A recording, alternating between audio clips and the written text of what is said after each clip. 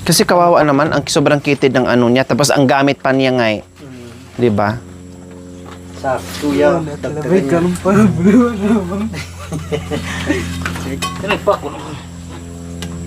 Pero palitan yan. Ng ano, Plywood. pinulik or nagtanong ako kanina ng ano. Alihin na uday kalis. Oh, lubak-lubak. Oh. Masakit sa puwit dito pag nag-ano. Sa pintay, pinulit di. Bakit? Hindi, di ba pag mahumiga ka masakit kayo, iba-ibang iniisip nyo? Pwede, lagi naman ganyan. Siyempre, pag mahumiga ka dito, Awar, palo pa ako. sabi ko lang na puwit, iba na kaagad ang inisip Di ba may nyo. pum naman sa ate? Ha? Yung si Bintot. Huwag kasi madurayan. Nag-anak, kinakalya. Yes, magandang hapon po sa ating lahat mga kabayan. Maraming salamat. Napakasarap sa pakiramdam na pagdating natin dito mga kabayan na unti-unti na matatapos ang ating kwarto. Yes, ito ay magiging kwarto ni Marwin po mga kabayan. Ayan, napakaganda, napakalaking kwarto po mga kabayan. No, kaya yung ating mga manonood, no, na nag-alala noon na sana gawan sila ng kwarto, sana ganito, ganyan. So ito na po mga kabayan. Ito na. No, hindi na talaga drawing mga kabayan dahil nakikita nyo na, no, ay magandang pagkagawa po mga kabayan. Sabi ko nga, simplihan lang namin. No, pero syempre, alam nyo naman yung ating mga kapintero mga kabayan ay magaling din. Kaya pinulido na nila mga kabayan. Ginandahan na rin po nila kahit papaano. Yung dito nakikita nyo po ay mamaya ikakabit natin yan. Yung dalawang yero. Ha kuya, Joel ha? Ikakabit natin yan. Baka kasi ulanin. Sayang yung kahoy natin. No? Ulanin ng ulanin. Mabasa yung kahoy. Sayang. At dito, kwarto ni Kuya Marwin. So plain sheet ha? Plain sheet lang po mga kabayan. Kasi gaya ng sinabi ko. No, may sobrang plain sheet po mga kabay na ginamit dun sa CR. Iwan ko, Kuya Ted! Anong nangyari? Bakit nag-order tayo ng maraming plain sheet doon sa CR? Para magamit dito rin, te. Iniisip mo na. Makanyan. Very good ka talaga. Nag-a-advance ka na Yan ang magaling na karpintero. Nag-a-advance.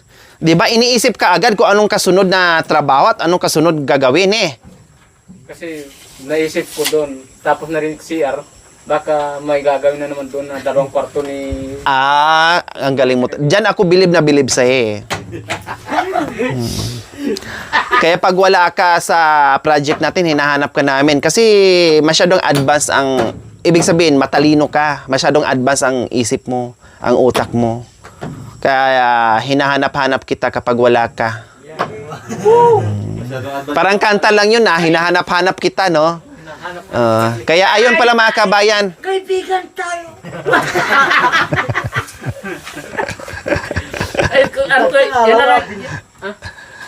Ano? Sunod na yan, te. Ito.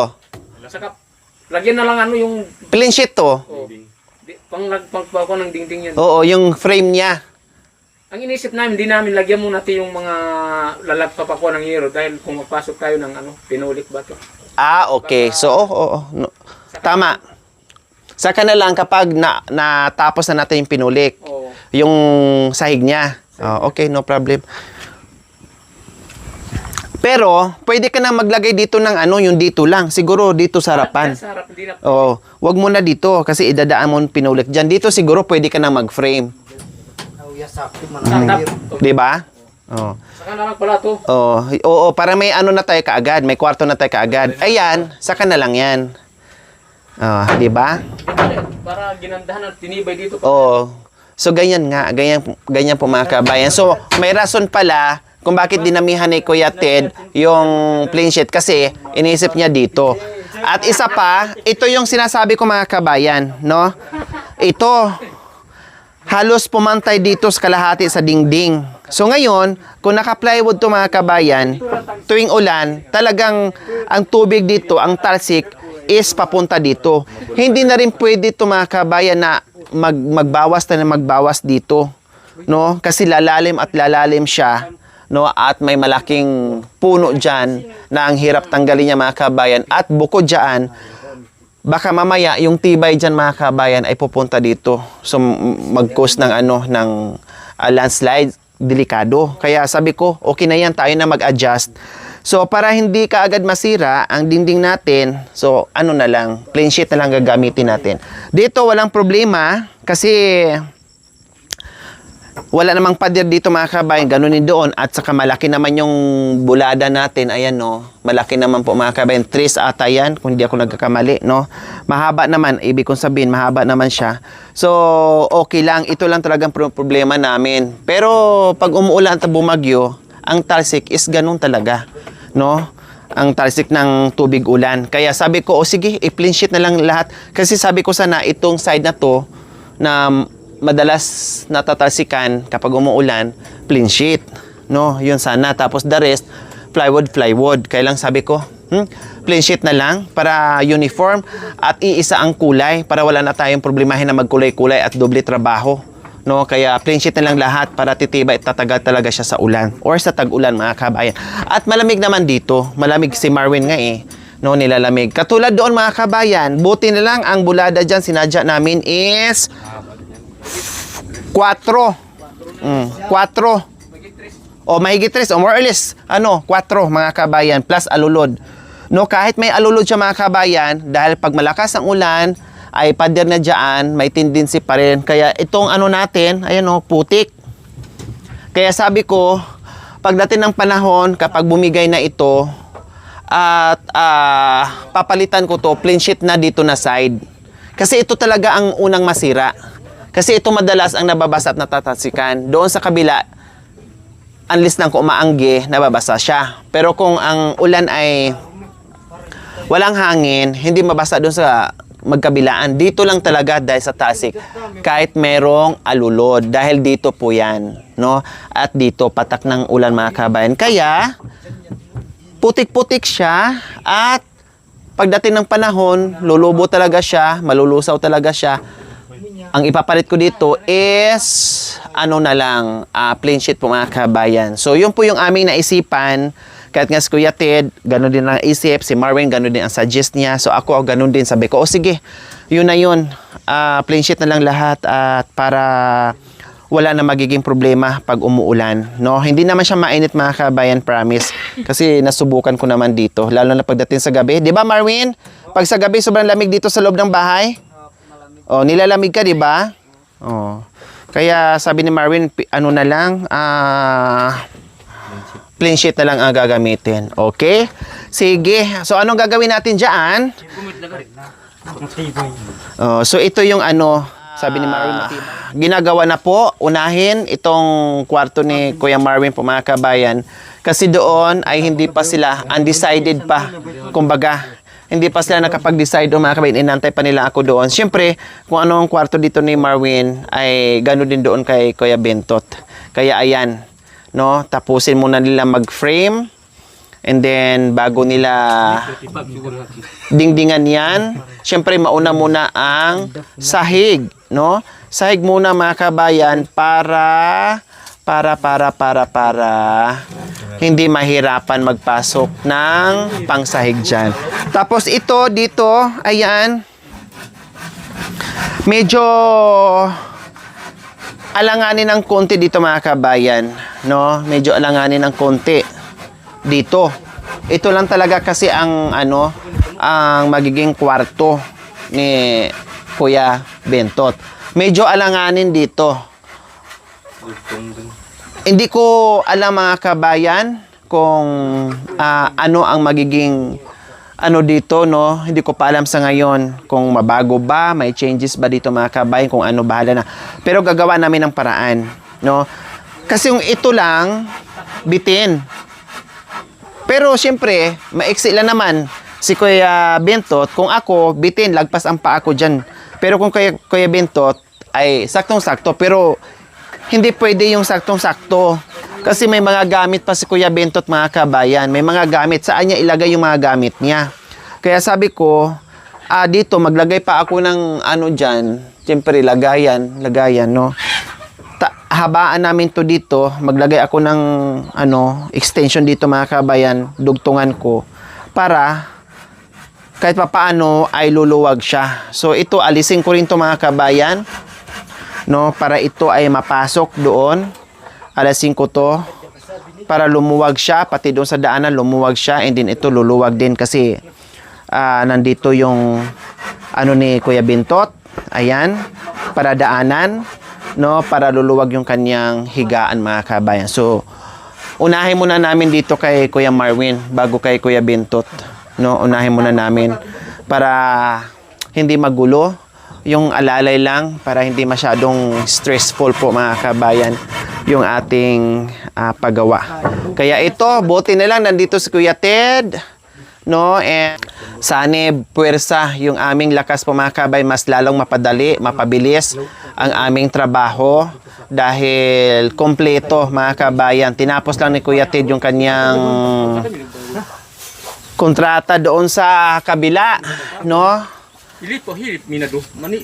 Kung mula umpisa na nandito si Kuya Ted, malamang ay tapos na ito or patapos na, no? Dahil siyempre mabilis lalo kapag Siya tinanawa. nandito lahat. Oh.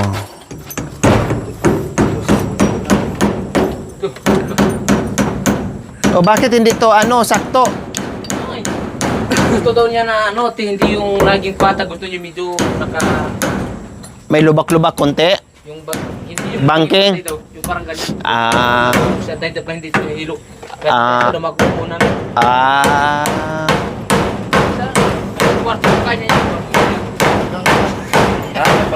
Gusto pala niya may konting slanting para gugulong-gulong. No, para pag natulog o kusa ka nang gumugulong.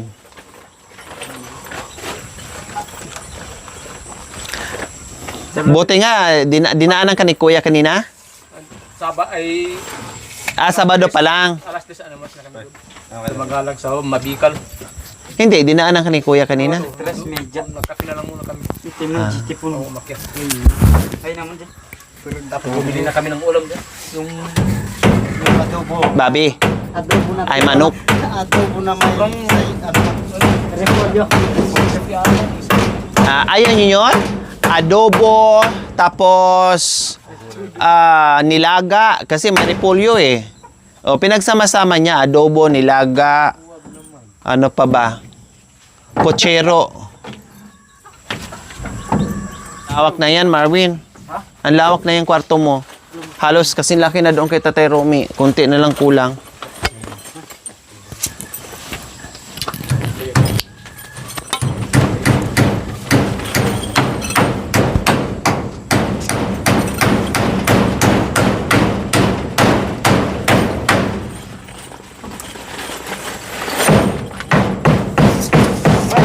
Labis kami dito na wala, kinuha na naman ng demonyo. Ay! Ay, gulat ako. Akala ko, ano na lang yan. Ano pangalan mo? Anton. Anton. Mabuti hindi ka na junior.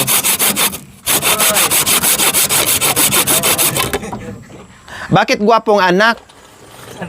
Saan ka nagmana? Sa ibang tatay niya. mahulog si Ima. Si tatay lang. Hindi, kamukha siya ng kamukha siya ng nanay niya.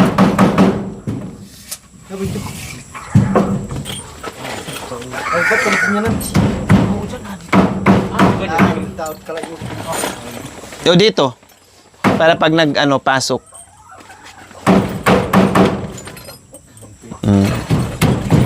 Alam mo yung ganyan-ganyan mo sa mata mo, panukat mo, nagagaya namin, Kuya Ted. Yan ang ginawa namin noong nakaraan. Yung pag-ganyan-ganyan yung sukat, ganyan. Ginaya namin noong nakaraan yan. Kala ko pa ganun. Yung giro dito. Kala ko pa ganun po. Hindi, flat. Maganda nga yung naisip nyo eh. Yan ang gusto ko. kahit wala ako, nagagawa nyo yung ano, na hindi nyo na ako antayin. Nagagawa nyo yung ano nyo.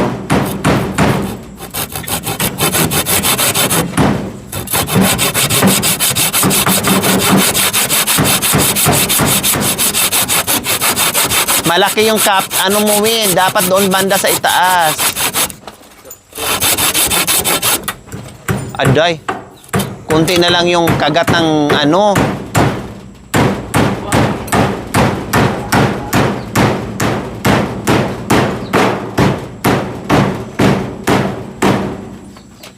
Ano matikim? Mahina.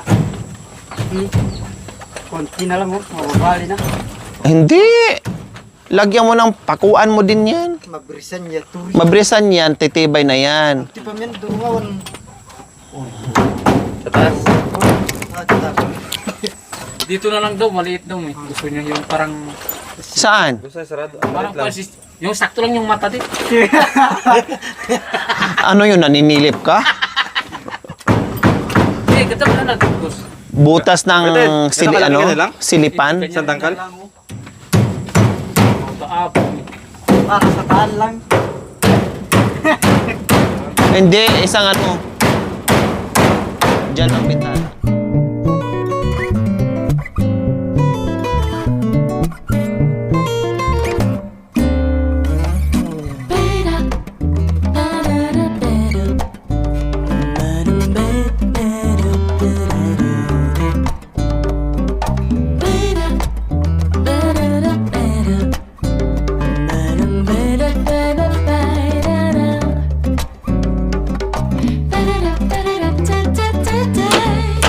Makawit? Aray ko.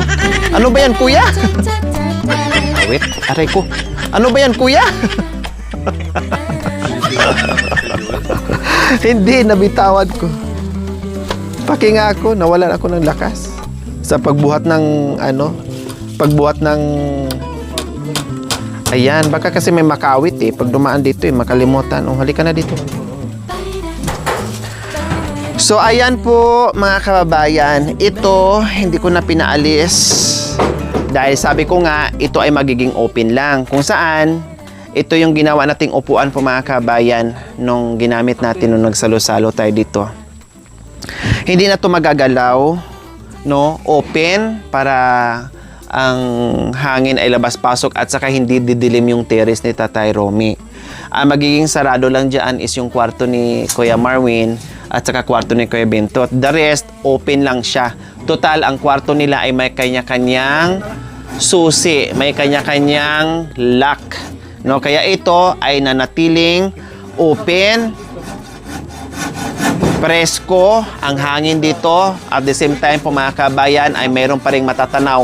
Kahit nandoon ka, matatanaw mo pa rin. Kahit doon ka nakaupo sa pinaka-main terrace ni Tatay Romy, matatanaw mo pa rin yung magandang tanawin dyan mga kabayan, yung kabundukan natin. Plus dito ay pwede rin uupo kapag may mga bisita, no? Mayroon doon, mayroon dito, malamig. Kaya maganda, sabi ko wag alisin, ganyan lang yan, no? At Dapat yung ano. pag merong kainan po mga kabayan, salo-salo, tambayan nila pagdating sa gabi, sa umaga, o upo sila dito. O halimbawa, si Marwin doon, paglabas niya, o kuha ng kape dyan, upo dito. O ganun din, si Bentot, no, paglabas niya dyan, upo dito, nakakape.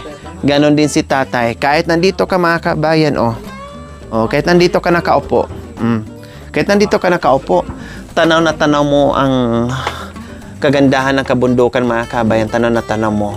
Kasi kung isarado natin yung mga kabayan, maapektuhan to didilim, plus iinit na siya. Hindi na siya ganun ka hindi na siya ganun ka bongga yung hangin. Siyempre si Tatay Romy sanay siya sa kahit paano maliwalas, no? Yung kanyang palibot. Nakita naman natin yung kanyang nakasanayan, yung buhay niya dati. Kaya sabi ko, no, wag lagyan ng cover yan, ganyan lang yan, para kahit paano ay maganda pa rin tingnan mga kabayan. So, ganyan ang gagawin natin. Umamit ang sir. Ha? Umamit ang sir. Nandoon si Tatay Romy. Marunong nang gumamit ng CR. Oh, di ba? Nasa CR na siya. Tatay Romy! Saan ka? Naghugas. Nag-ano pala siya sa ano niya. Pupupo ka? Ay, hindi. Sabon? Nahulog? O, lagyan tali. Lagyan tali. Hindi pa kasi nagawa ni Marvin kasi na-busy dito sa ano, sa paggawa ng bahay. Nag-init ka ng tubig. Tubig. Mag-init ka tubig. Patayin mo na yun doon. Patayin mo na. Para magkatubig dito. Patayin mo na.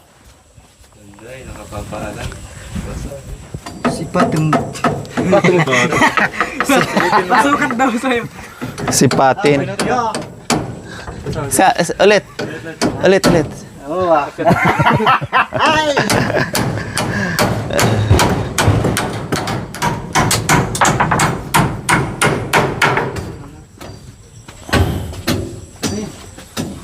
Alam niyo po mga kabayan, ang totoong storya talaga sa buhay ni Kuya Joel po, no, ay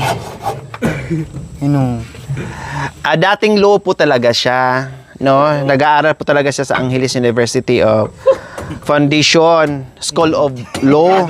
Dating abogado po mga kabayan. Ngayon, hindi pumasa po mga kabayan, kaya mas pinili na lang niya maging karpentero.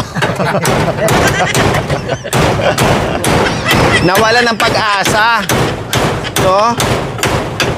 Nawala ng pag-asa mga kabayan. Nakasampung exam na. Nakasampung board exam na hindi maipasa-pasa. So ito yung pinasa niya, yung pagiging karpentero.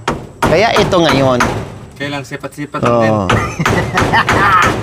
Wala sukat.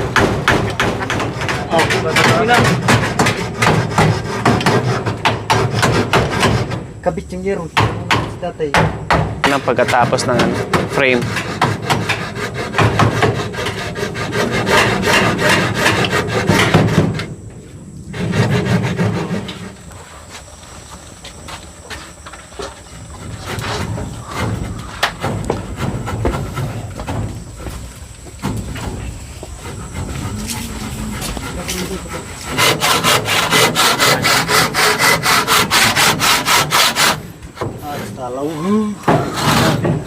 So ayan po mga kabayan, naglagay tayo ng sakto lang. Saktong ano lang mga kabayan, bintana dito. No, sabi nga ni Marvin, ayaw din niya maglagay ng bintana. Sabi ko hindi pwede na walang bintana ang kwarto. Kasi para tayong aswang mga kabayan na titira dito sa loob na walang bintana. So nilagyan natin dito namin tinapat para maganda. Oh, kahit tanghaliin na siya sa pagising niya mga kabayan, okay lang, buksan niya, tatanaw-tanaw siya dyan, makalanghap siya ng sariwang hangin. Mapapanood pa niya yung mga nagagandahang kabundukan dyan mga kabayan. So dito hindi na, kasi ganitong side hindi na dapat lagyan ng bintana yan. And then dito hindi rin tayo pwedeng maglagay ng bintana kasi matalsikan naman din dito. Kapag umuulan, matalsikan din dyan. So sayang, papasok lang din ang tubig. So lagi lang din isasarado. So dito na lang, no? Ang importante ay hindi siya madilim.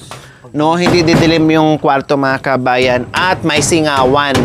No, may singawan, malamig at halimbawa, pag meron siyang hanapin diyan sa loob ng bahay mga kabayan, no, bubuksan lang yung bintana, maliwanag na. At makikita na niya yung mga gamit niya na hanapin niya mga kabayan. Kaya naglagay tayo ng kapirasong bintana. Ganon din kay Kuya Bentot. No, lagyan din natin ng kapirasong bintana para magiging maliwanag at hindi kulob yung bahay at may singawan. So yun yung purpose natin dyan mga kabayan.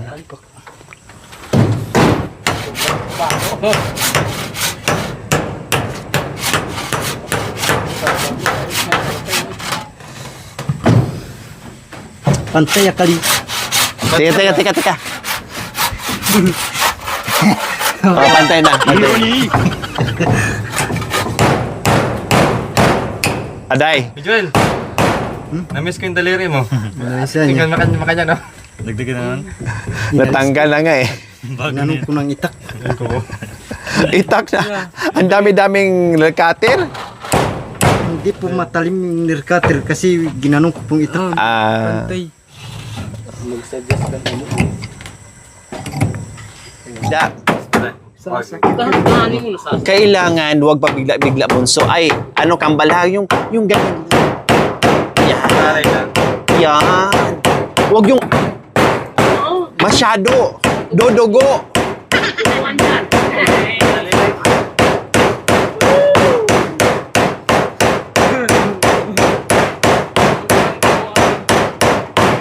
Oh, makan yun!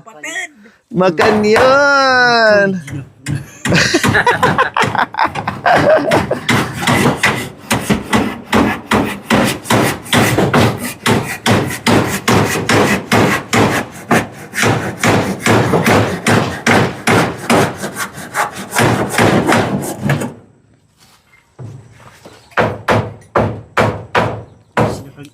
Oh yeah.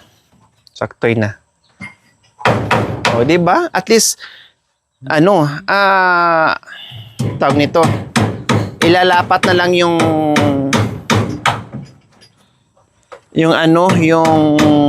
plain sheet. Maglapat sa puring ba na pinsin? Ha? Maglapat sa puring ba na pinsin?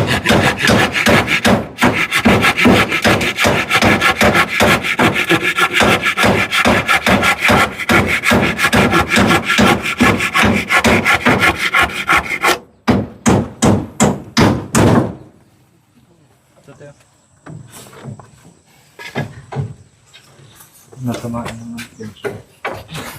Buuan to. Aray. Patadya rumah. Galang niya. Kapak.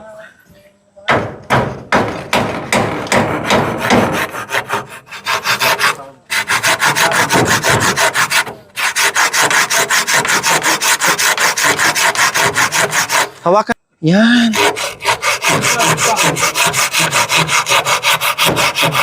Dalawang kamay kasi umuuga-uga. Yan. Yung paa, yung paa mo.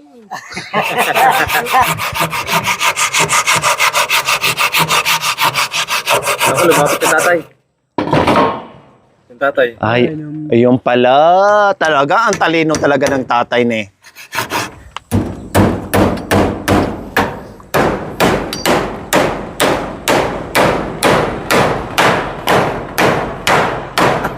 Dandahan lang.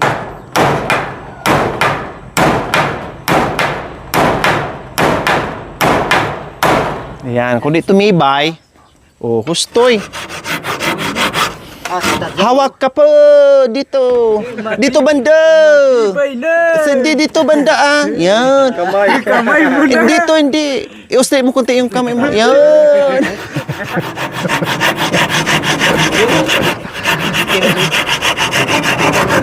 Oh, yan. Makan yan. Makan yan ang diskarte ng Aito. Oh. Finish. Ano naisip mo? Ang iniisip ay So, ayan talaga mga kabayan, ha? Tandaan nyo, low yan. Kaya wag kayong loko-loko.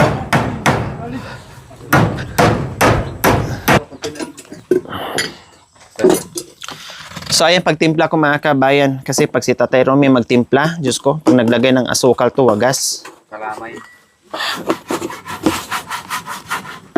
Pag nag-asukal kasi si Tatay Romy mga kabayan, ganyan o apat, minsan 3. Ngayon, tinuturuan ko siya kahit mag-asukal siya. Ganito okay to sa kanila. Pero ako mga kabayan, no sugar, no, or kalahati. Mga ganyan lang sana. Ito paano, maliit lang naman ito ng kutsara. Hindi katulad sa kanya na 3 or 4. Diabetes ang labas. Kaya nga suka namin dito mga kabayan, Diyos ko, 5 sako na ang naubos. Sobrang na. Saka delikado, syempre. Diabetes ang labas. Ganyan lang pag nagpatarat.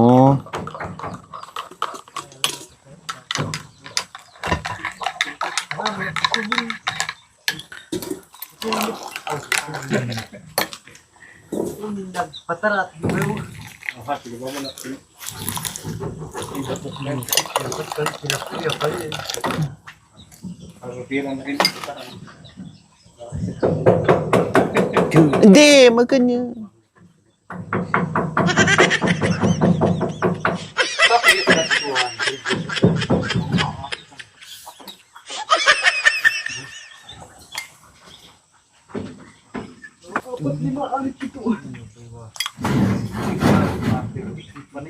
Panipig kudrat, gusto mo malyarin yan. Hindi, bas doon. Yan, yan. Yan.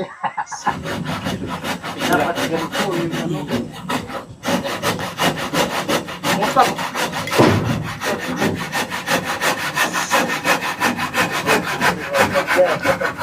Ay nako, mabagal pag kutsara.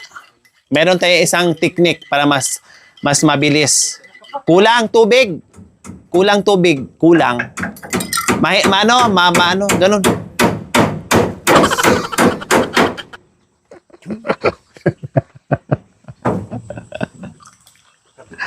Ay, nako, Ronica. Dito. Bumili pa kami ng tinapay niya. Bumili kayo ng tinapay, oh. Kape. Kape mo na. Buhat yan. Gama. Joel, Oh. para makaisip. Marwin. Para makaisip ng maganda. Oh, kuya. Ito, kunin mo. Kunin mo. Ayan. So, ay, tan. Saan yung tinapay natin dala? May bago tayong tinapay dala. Ito, oh, may bagong tinapay dito. Ito. Halika kayo dito, oh. Oh. Yan, minsan. Ano ba to? Oh, matitigas. Oh, kahit oh. Pang ano siguro to. Oh. Pwede dito na yan dito matulog. Uy, sa bahay. Dito ka, kuha ka dito, Kain na kayo. Ayan, oh. Dalawang kape sa inyo yan, tatay. Ito kayo. Pero, sayang yung kape. Kapi ka. Masaya ka, nandito na. Ang mga lover. Masyado kang malung, Ang kutsan ko. Hindi mo tabihan yan, tin. Ako.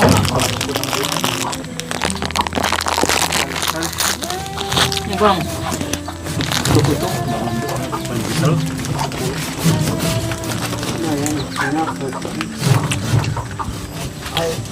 Kuha ka.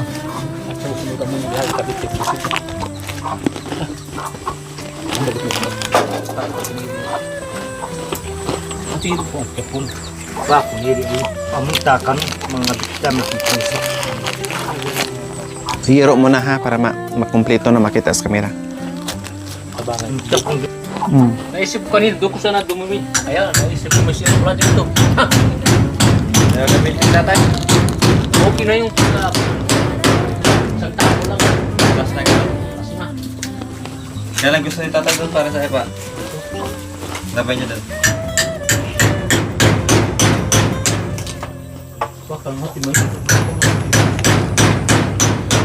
So, sabi kasi, dos lang agwat, kung inano mo pa, lalong bote lang, ginanyan. Maganda yun, maganyan, may sign, di ba? Kung maganda nga yung pagkaano nila Sign. dapat makaniyan. Sign. Sayang yung pagiging lawyer mo. Abogado ka pa naman. Abogada ka dahil.